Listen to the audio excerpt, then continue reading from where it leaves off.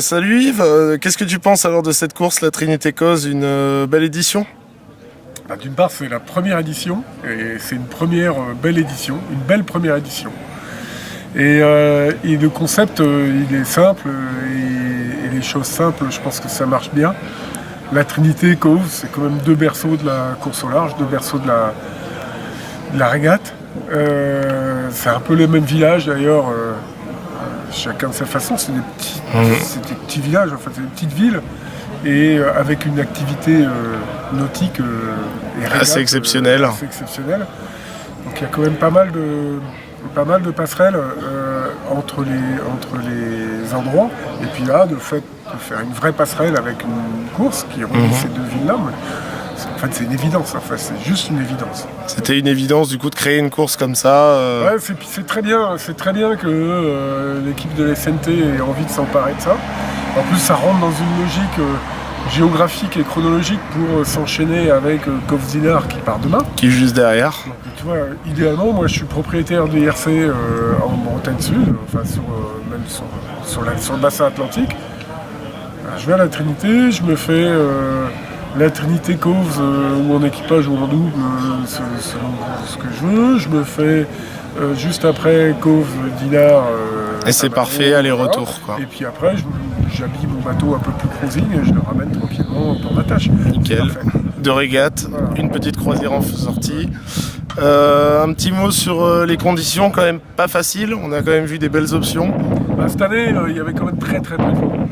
Il y avait très peu de vent et puis une situation avec très peu de gradients où il n'y avait pas grand chose à comprendre sur ce qui se passait. Il fallait juste, je pense, être assez vif, opportuniste et très réactif sur les réglages du bateau et les configurations.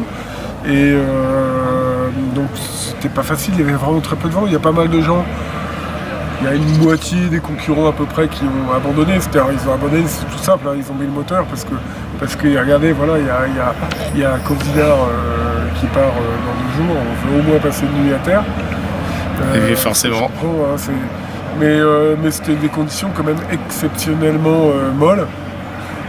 Et mais le parcours il est passionnant parce que avec des super choix tactiques comme on l'a vu. C'est un parcours de transition en permanence. Tu n'as que des transitions, que des choix à faire et des choix qui vont être propres à chaque bateau et à chaque progression, comme ça se court quand même beaucoup en temps compensé avec des vitesses de bateau un peu différentes. C'est pas parce que le bateau de 2000 devant toi va faire tel choix de passer à droite ou à gauche de telle île que toi ça va être le bon choix pour toi. Parce que le courant va un peu changer, parce que ceci, cela. Donc, je pense qu'en permanence, il faut se remettre à réévaluer sa stratégie. Remise en question permanente, quoi.